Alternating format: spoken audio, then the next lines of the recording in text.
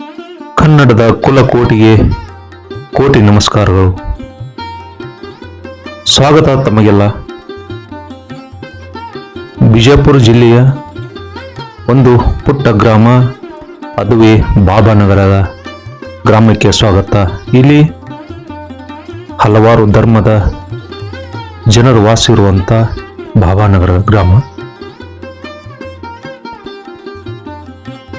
ಇದರ ಇತಿಹಾಸವನ್ನು ನಾವು ನೋಡಿದಾಗ ಕಳಚೂರಿನ ದೊರೆ ಬಿಜ್ಜಳ ಅವಧಿಯಲ್ಲಿ ಕ್ರಿಸ್ತಶಕ 12ನೇ ಶತಮಾನಕ್ಕಿಂತ ಹಿಂದಿನ ಇತಿಹಾಸವನ್ನ ಹೇಳುತ್ತೆ. ಗರ್ಭಗೃಹದ ಹಲವಾರು ಪುರಾತನ 11ನೇ ಶತಮಾನದ ಹಿಂದಿನ ಕಾಲದ್ದು ಎನ್ನಲಿಕ್ಕೆ ಇಲ್ಲಿ ಹಲವಾರು ನಿದರ್ಶನಗಳನ್ನ ನಾವು ನೋಡ್ತೀವಿ.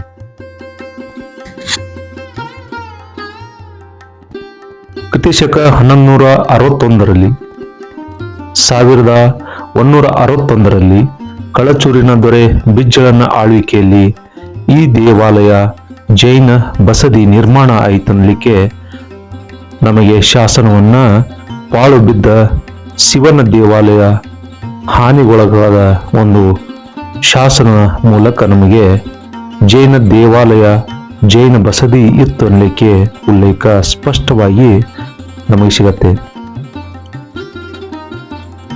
ಕಳಚೂರಿ ಮನೆತನದ ಪೂರ್ವಜರ ಪ್ರಧಾನ ಕಚೇರಿಯಾಗಿ ಆಗಿತ್ತು. ಹಾಗೆ ಬಿಜ್ಜಳನ ಕಿರಿಯ ಮಗ ಮೈಲುಗಿ ಎಂದು ಶಾಸನದಲ್ಲಿ ಸ್ಪಷ್ಟವಾಗಿ ನಮಗೆ ಗೋಚರವಾಗುತ್ತೆ. ಬಾಬಾನಗರಕ್ಕೆ ಮೊದಲ ಹೆಸರು ಕನ್ನಡಿಕೆ ಪ್ರಾಚೀನ ಹೆಸರಾಗಿತ್ತು. ಒಂದ್ ಕಡೆ ಚಂದ್ರಮಯ್ಯ ರವಿದೇವ ನಿರ್ಮಾಣ ಮಾಡಿದ ಅಂತೇಳಿ ನಮಗೆ ಗೊತ್ತಾಗತ್ತೆ. ಮಂಗಳವೇಡ ದೇಶಿ ಮೂಲ ಸಂಘದ ಮೂಲ ಪುರುಷರು ಇದನ್ನ ನಿರ್ಮಾಣ ಮಾಡಿದ್ರು ಅಂತ ಹೇಳ್ತಾರೆ. ಬಿಜಾಪುರ ಜಿಲ್ಲೆಯಿಂದ 32 ಕಿಲೋಮೀಟರ್ ಅಂತರದಲ್ಲಿರುವಂತ ರಾಷ್ಟ್ರೀಯ ಹೆದ್ದಾರಿ 43ರ ಮೇಲೆ ಇರುವಂತ ಧಾರ್ಮಿಕ ಆಧ್ಯಾತ್ಮಿಕ ಕೇಂದ್ರವಾದಂಥ ಬಾಬಾನಗರ ನಮಗೆ ಪ್ರತಿ ವರ್ಷ ಇಲ್ಲಿ ಯುಗಾದಿಯ ಅಮಾವಾಸ್ಯ ದಿನ ಮತ್ತೆ ಯುಗಾದಿಯ ಪಾಡ್ಯ ದಿನ ವಿಶೇಷ ಪೂಜೆಗೊಳ್ಳುತ್ತೆ. ಈ ಕಡು ಕಪ್ಪು ಹಸುರು ಬಣ್ಣದ ಪಚ್ಚಶಿಲೆಯ ಚಿಂತಾಮಣಿ 1008 ಜೈನ ಬಸದಿಯನ್ನ ನಮಗೆ ನೋಡಲಿಕ್ಕೆ ಸಿಗತ್ತೆ. ಇದಕ್ಕೆ 3 ದಂತಕಥೆಗಳು ನಮಗೆ ಜನರ ಬಾಯಿಯಿಂದ ನಾವು ಕೇಳ್ತೀವಿ. ಆದರೆ ಇದು ಶಾಸನ ಪ್ರಕಾರ ಹೀಗಿದೆ. ದಂತಕಥೆಗಳು 3 ದಂತಕಥೆಗಳನ್ನ ಜನ ಒಬ್ಬರ ಬಾಯಿಂದ ಒಬ್ಬರಿಗೆ ಬರುತ್ತೆ. ಒಂದ್ ಕಡೆ ಆದಿಲ್ ಶಹನ ಅರಮನೆಯ ಲಾಯದಲ್ಲಿ ಈ ಜಿನಮೂರ್ತಿ ಜಿನಬಿಂಬ ಇತ್ತು. ಅದನ್ನ ರಾಣಿಯ ಒಂದು ಹೊಟ್ಟೆ ನೋವಿನ ಕಾರಣ ಅದನ್ನ ವಾಸಿ ಮಾಡಿದಂತ ಒಬ್ಬರ ಸ್ವಪ್ನದಲ್ಲಿ ಬಂದು ಈ ತರ ಜಿನಬಿಂಬ ತಂದ ಜೈನ ಮೂರ್ತಿಯ ಒಂದು ಅಭಿಷೇಕದ ಜಲವನ್ನು ಕುಡಿಸಿದರೆ ಹೊಟ್ಟೆ ನೋವು ಶಮನ ಆಗತ್ತೆ. ಆ ಪ್ರತಿಯಾಗಿ ನೀವು ಇದನ್ನ ಕೊಟ್ಟರೆ ನಾವು ನಿಮಗೆ ವಾಸಿ ಮಾಡ್ತೀವಿ ಅಂದಾಗ ಕುದುರೆಯ ಲಾಯದಲ್ಲಿರುವಂತ ಅರಮನೆಯಲ್ಲಿರುವಂತ ಮೂರ್ತಿಯನ್ನ ತೆಗೆದುಕೊಂಡು ಬಂದ್ರು. ಅದನ್ನ ತರುವಾಗ ಕೂಡ ಒಂದು ನಿಯಮಗಳು ಇತ್ತು. ಎಲ್ಲಿ ಸೂರ್ಯಾಸ್ತ ಆಗತ್ತೆ ಅಲ್ಲಿ ನೀವು ಸ್ಥಾಪನೆ ಮಾಡುತ್ತಂದಾಗ ಅಲ್ಲಿಂದ ನಡೆದುಕೊಂಡು 32 ಕಿಲೋಮೀಟರ್ ಅಂತರ ಬರುತ್ತಾರೆ. ಅಲ್ಲಿ ಇಟ್ಟಂತ ಜೈನ ಬಂಧುಗಳು ಅಲ್ಲೇ ಕುತ್ಕೊಂಡು ಮತ್ತೆ ಕದಲಿಲ್ಲ ಅಂತೇಳಿ ಒಂದು ದಂತಕಥೆ ಹೇಳ್ತಾರೆ.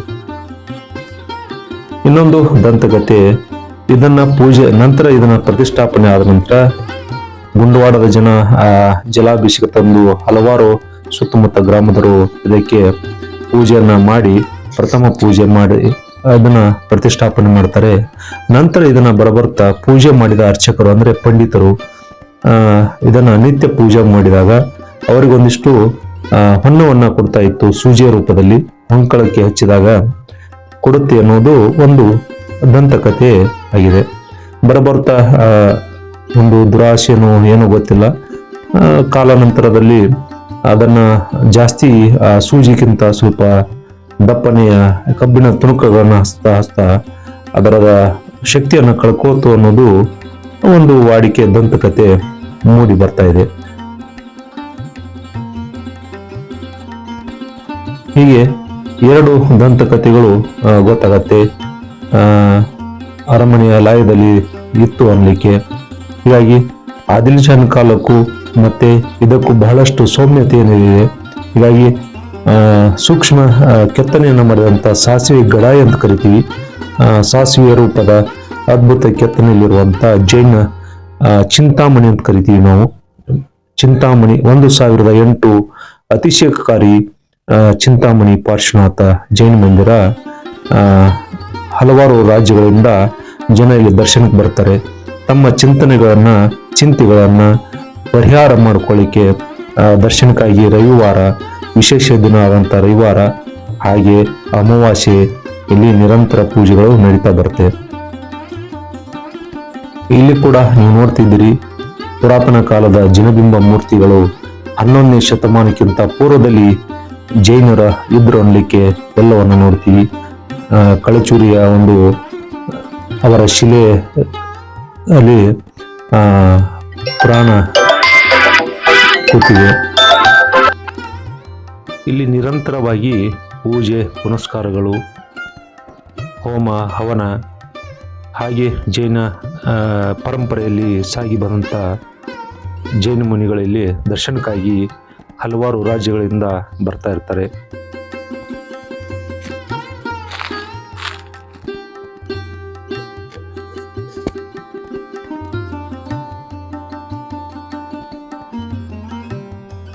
ಈ ಜಿನಬಿಂಬ ಅಂದರೆ ಜೈನ ಮೂರ್ತಿ ಒಂದು ದಿನದಲ್ಲಿ 3 ಬಾರಿ ತನ್ನ ತನ್ನ ರೂಪವನ್ನು ಬದಲಾವಣೆ ಕಾಣುತ್ತೆ. ಬಣ್ಣದಲ್ಲಿ ಬದಲಾವಣೆ ಕಾಣುವಂಥ ಏಕೈಕ ಕರ್ನಾಟಕದಲ್ಲಿ ಇರುವಂಥದ್ದು ಇದು ಮೊದಲನೇದು. ಇನ್ನೊಂದು ಕಸಮಳಗಿ ಪಾರ್ಶ್ವನಾಥ, 2 ಪಾರ್ಶ್ವನಾಥ ಜಿನಬಿಂಬಗಳು ಜಿನಮೂರ್ತಿಗಳು ನಮಗೆ ಕರ್ನಾಟಕದಲ್ಲಿ ಮಾತ್ರ ವಿರಳವಾಗಿ ಸಿಗುವಂಥ ಜೈನ ಮೂರ್ತಿಗಳು. ವಿಶೇಷ ಕಪ್ಪು ಹಸಿರು ಕಂದು ಬಣ್ಣದ ಈ ಶಿಲೆಯಲ್ಲಿ ವಿಶೇಷ ನೋಡ್ತೀವಿ. ಲಲಾಟದಲ್ಲಿ ಕೂಡ ಜೈನ ಮಂದಿರ ಇತ್ತನ್ನಲಿಕ್ಕೆ ನಮಗೆ ಕುರುಹುಗಳನ್ನು ನಾವು ನೋಡ್ತೀವಿ. ಇದು ಕೂಡ 11ನೇ ಶತಮಾನಕ್ಕಿಂತ ಪೂರ್ವದಲ್ಲಿ ಇದ್ದಂಥ ಜಿನ ಬಿಂಬಗಳನ್ನು ನೋಡ್ತೀವಿ. ಇಲ್ಲಿಂದ ನಾವು ಮುಂದೆ ಸಾಗಿದಾಗ ಮುಂದೆ ನಮಗೆ ಪಂಚಪರಮೇಷ್ಠಿ ಅಂತ ಕರಿತೀವಿ. ಜೈನರ ಒಂದು 5 ಪರಮೇಷ್ಠಿಗಳು ಬರ್ತಾರೆ. ಆ ಒಂದು ತೋರಣದಲ್ಲಿ ಸಿಕ್ಕಂಥ ತೆಲಸಂಗ್ರಾಮದಲ್ಲಿ ಕೂಡ ನಾವು ನೋಡ್ಲಿಕ್ಕೆ ಸಿಗುತ್ತೆ. ಇದು ಕೂಡ ನೀವು ನೋಡ್ತಾ ಇದ್ರಿ ಅಷ್ಟಾನಿಕ ಮಂದಿರ ಅಂತ ಕರಿತೀವಿ. ವರ್ಷದ 3 ಬಾರಿ ಪೂಜೆಗೊಳ್ಳುತ್ತೆ. ಹೀಗಾಗಿ ಯಕ್ಷಿಣರ ಹೊಂದಿದಂಥ ಕ್ಷೇತ್ರ. ಇಲ್ಲಿ ಪೂಜೆಗಳನ್ನು ವಿಶೇಷವಾಗಿ ಮಾಡ್ತಾ ಇರ್ತಾರೆ.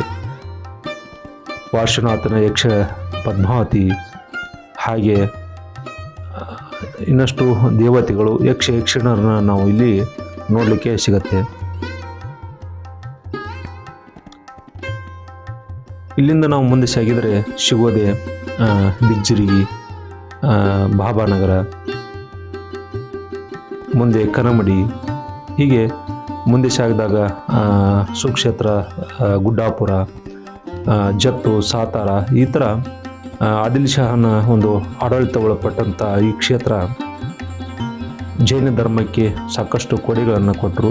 ಹೀಗಾಗಿ ದ್ವಾರ ಬಾಗಿಲು ಇರ್ಬೋದು, ಇತರೆ ಕೆತ್ತನೆ ಕೂಡ ನಾವು ಸ್ಪಷ್ಟವಾಗಿ ನಮಗೆ ಗೋಚರಿಸಿದಂತೆ 12ನೇ ಶತಮಾನಕ್ಕಿಂತ ಪೂರ್ವದ ಒಂದು ಜಿನಮೂರ್ತಿಗಳನ್ನು ಮತ್ತೆ ಕಾಲಾನಂತರವಾಗಿ ಹೊರಗೆ ಬಂದಾಗ 12ನೇ ಶತಮಾನಕ್ಕೆ ಅದರ ಉದ್ಭವ ಆಯಿತು ಅಂತೇಳಿ ನಮಗೆ ಗೊತ್ತಾಗತ್ತೆ.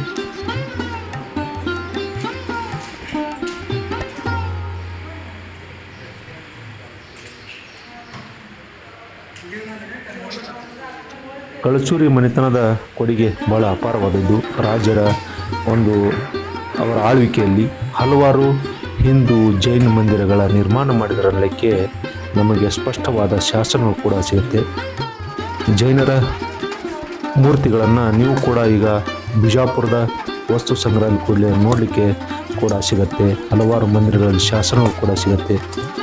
ಈಗ ಈ ಭಾಭಾನಗರದ ಒಂದಿಷ್ಟು ಮುಂದೆ ನಡೆಯುವಂಥ ಯುಗಾದಿ ಕಾರ್ಯಕ್ರಮಗಳದ ಒಂದಿಷ್ಟು ಸ್ಥಳಗಳನ್ನು ತಮ್ಮಕ್ಕೆ ಇದಕ್ಕೆ ತೆಗೆದುಕೊಂಡು ಇನ್ನಷ್ಟು ಅಭಿವೃದ್ಧಿ ಕಾರ್ಯಗಳನ್ನು ಮಾಡ್ತಾ ಇದ್ದಾರೆ.